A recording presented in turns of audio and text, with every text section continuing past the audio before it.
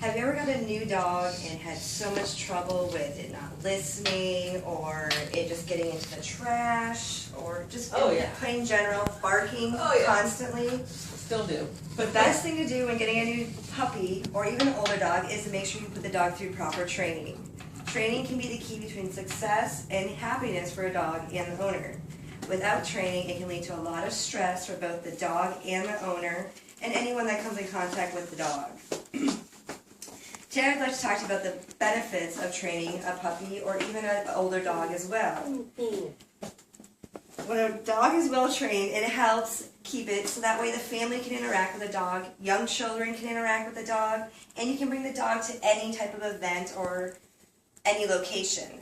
For example, taking it downtown to a festivity that's going on. If the dog is well trained, it should stay right by your side and not bother anybody else around.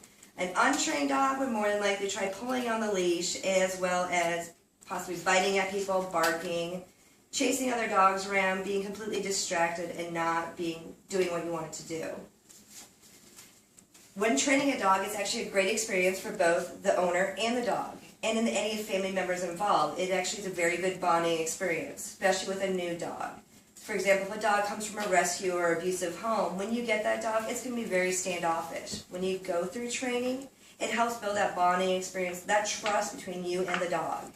And it even works with young children. For example, my 2-year-old can get our now 6-month-old puppy to sit and take a treat without biting it out of her hand, because he's been trained, and she also works with the hand commands for training. When training a dog, you also want to make sure to use both vocal and hand commands, because dogs don't speak English. They can only tell by the tone of your voice. And for example, with young children, they don't talk that well. So using the hand commands can teach the dog to sit, lay down, stay, heel. There are many commands you can do, and you can use any command that you are comfortable with and your family is comfortable with. When you socialize a puppy, it actually helps that dog when it's an adult. So for example, by taking a puppy to training classes, or even an older dog, you're associating that dog with other owners, possibly children and other animals. So when that dog is, say, you decide to have a house party and you have young children running around, that dog will know how to react in that type of situation. It won't get stressed out, have high anxiety, and which could lead to a possible bite. No. Bad behavior from a dog can lead to stress for both the dog and the owner. By a dog behaving badly, you're constantly wondering, how others are viewing you. Are people coming around your dog going to be safe? And then your dog senses that stress, which stresses the dog out even more to perform. When training, the number one thing you want to do is reward the dog. Never punish the dog with physical abuse or any harsh type of punishment. For most training classes nowadays, puppies are taught without any abusive training. They don't use choke collars anymore. They don't use the prong collars to teach them to walk on leads. Another thing with training a dog, you also need to educate any small children that are going to be around that dog. Children need to be educated to keep the dog in its training. You want to teach the children how to play properly with the dog so that they do not injure themselves or injure the dog.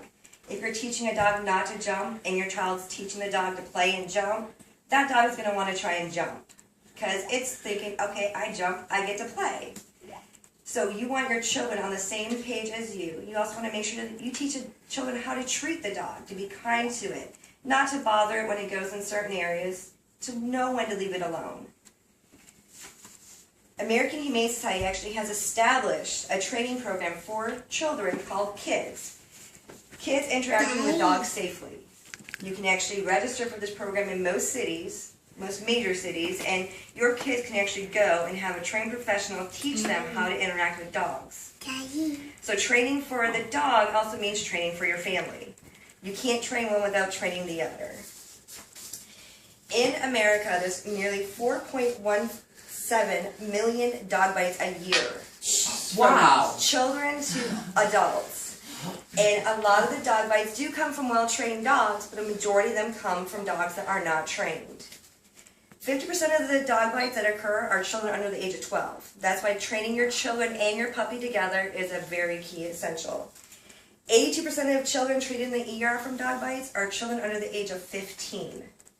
So as children get older, they do know how to associate with a dog. But until even in their late teens, you still need to be on your children, watching them and your dog interact and teaching them what they're doing wrong, as well as helping them train the dog so they know the proper commands to get the dog to stop if it's getting too rough, or to even get the dog just to come when they're outside instead of chasing after it.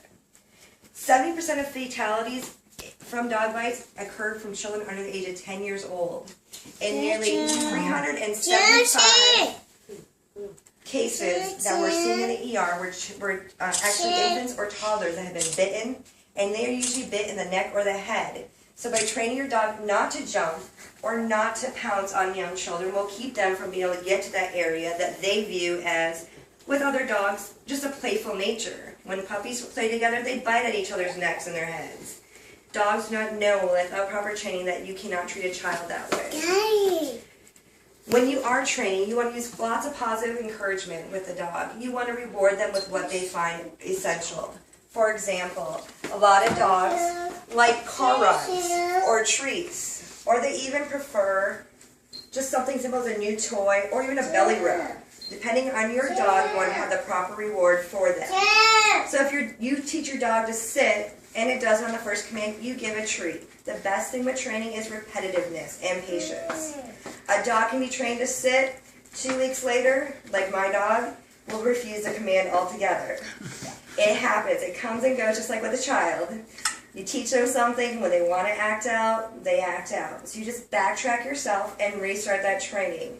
When doing multiple skills together, such as sit and stay, you may have to go back over sit to add the stay. My dog especially, he's learning stay right now, and I can get him to leave a treat on the floor as I walk away. Wow. But I cannot get him to leave my daughter's bowl of food on the table. So it's a long process and a lot of patience. If you rush the dog or get frustrated with the dog, you need to walk away, because that dog's not going to learn from you getting upset. It's just going to think that it's doing wrong when it's just trying to do its best. When you are working with your dog and training them, you want to practice with anyone that comes in contact with that dog. For me, for example, we have tons of children in the home constantly, so whenever a new child comes in and the dog starts barking at him or even acting sort of aggressive, we have the dog give the child a treat. He realizes, okay, I'm nice, I get a treat. So from the future now, anytime anyone comes in our home, he does alert us, but he doesn't growl like he used to. There are many sources for training classes, such as PetSmart or any other pet store. You can also find sources from your vet, groomers, or even friends that have animals can give you good referrals. When looking at classes, you want to make sure that they are training humanely when they train the dogs. There are a lot of classes out there that do still use the inhumane methods of the choke collars, and you're just teaching your dog to be aggressive when using those methods. You also want to check on your trainer to make sure they are accredited and well trained. You don't want a trainer training you to train your dog if they don't know what they're doing themselves. You also want to make sure to actually visit the class, see how the program works, ask any questions you may have before actually paying for it, because they can get costly. And when also looking at a training, the location's a key thing, but the most important thing is the success of the training.